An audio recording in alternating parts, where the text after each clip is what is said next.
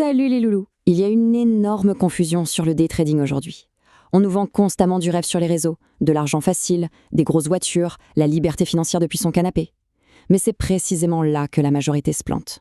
Si on ne comprend pas la mécanique réelle, mathématique, derrière ces écrans, on prend un risque absolument démesuré, sans même s'en rendre compte. Aujourd'hui, zéro langue de bois. On va détailler mon article de blog et faire l'autopsie complète du day trading. On va voir concrètement ce qu'il faut comprendre, les pièges à éviter et surtout pourquoi l'immense majorité des particuliers vont droit dans le mur. Voilà le chiffre qui fâche, 89%. C'est pas une estimation au doigt mouillé, c'est la réalité mathématique brutale. 89% des particuliers qui se lancent là-dedans perdent de l'argent. L'illusion de la facilité s'effondre totalement face à cette statistique écrasante. Pour bien comprendre comment on en arrive à un tel carnage, le programme de cette analyse est très clair. D'abord, on va démonter l'illusion du day trading. Ensuite, on décortiquera la psychologie du silence, puis les coûts cachés inévitables, les mathématiques pour gérer la ruine, et on finira par l'alternative long terme, celle qui marche vraiment. On attaque tout de suite avec le premier point, l'illusion du day trading, ou le choc entre les attentes et la réalité. Il faut comprendre une chose fondamentale avant d'aller plus loin. Le day trading, c'est l'ouverture et la fermeture de positions sur des actifs au sein d'une seule et même journée. Le but, c'est de gratter des profits sur de toutes petites variations de prix. C'est de l'ultra court terme. Et ça veut dire qu'on navigue en plein cœur du bruit constant et de la volatilité immédiate des marchés. Et quand on regarde les vraies données de régulation, le constat pique les yeux. Sur un échantillon massif de près de 15 000 particuliers, 89% ont fini dans le rouge. La perte médiane, près de 11 000 €. Et c'est la même chose un peu partout, jusqu'à 89% de pertes sur ce type de compte en Europe. Et honnêtement, c'est sûrement très sous-estimé parce que ça ne compte même pas tous ceux qui ont cramé leur compte et abandonné au bout de 3 semaines. Chapitre 2. La psychologie du silence. Pourquoi personne ne parle jamais de ses pertes ? Avec des taux d'échec pareils, on devrait voir des témoignages de ruines partout. Mais non, les réseaux sont remplis de personnes qui s'affichent gagnantes. La mécanique est la suivante. Ça s'appelle la dissonance cognitive. Perdre de l'argent, surtout quand on y a mis ses tripes, son temps et ses économies, ça crée une honte profonde. C'est psychologiquement insupportable d'admettre qu'on a joué à un jeu intrinsèquement défavorable. Alors, sous la pression sociale, on se tait. On cache les pertes, on affiche la seule victoire du mois, et ça crée une illusion parfaite. C'est pire encore avec l'effet Dunning-Kruger. C'est contre-intuitif, mais quand un débutant gagne sur ses premiers trades grâce à la chance, il va confondre ça directement avec du talent pur.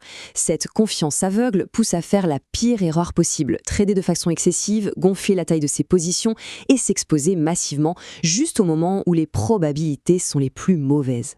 On passe au troisième point, les coûts cachés inévitables, la vraie hémorragie financière. Le vrai sujet en day trading, c'est pas de trouver le motif magique sur un graphique, c'est ce drain invisible. C'est un des avantages structurels qui saigne le portefeuille à chaque clic. Faut payer le spread, les commissions, parfois des frais pour garder une position ouverte la nuit.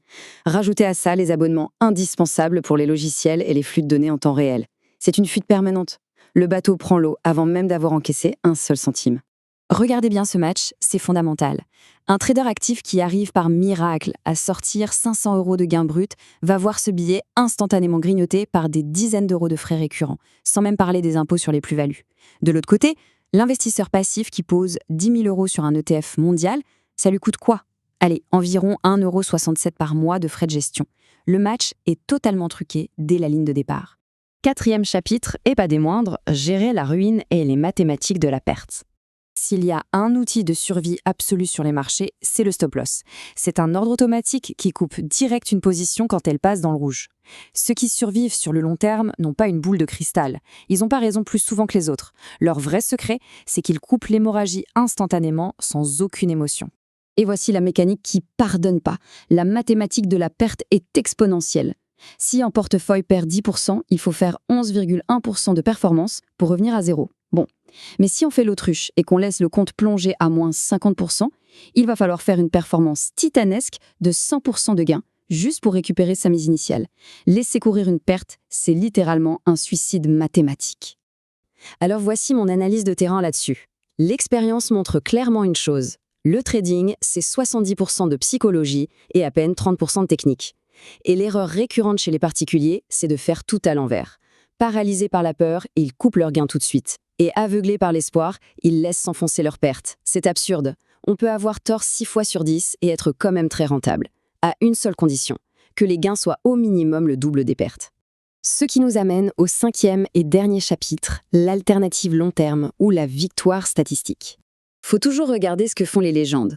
En 2008, Warren Buffett a posé $1 million sur la table. Son pari, qu'un bête fonds indiciel passif ferait mieux que les gestionnaires de fonds les plus agressifs de la planète sur 10 ans. Et devinez quoi, il a complètement plié le game. 7,1% de rendement annualisé pour la stratégie passive contre un tout petit 2,2% pour les as du trading actif.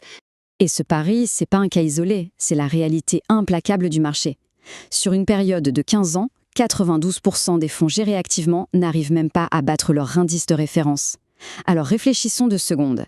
Si 92% des professionnels, avec des armées d'analystes et des algorithmes surpuissants, échouent à battre le marché en s'excitant dans tous les sens, quelles sont vraiment les chances de réussir depuis un ordinateur portable dans son salon? La vraie solution, robuste et intelligente, c'est le DCA, le Dollar Cost Averaging. C'est mécanique, froid et d'une efficacité redoutable. On investit une somme fixe tous les mois, sans se poser de questions.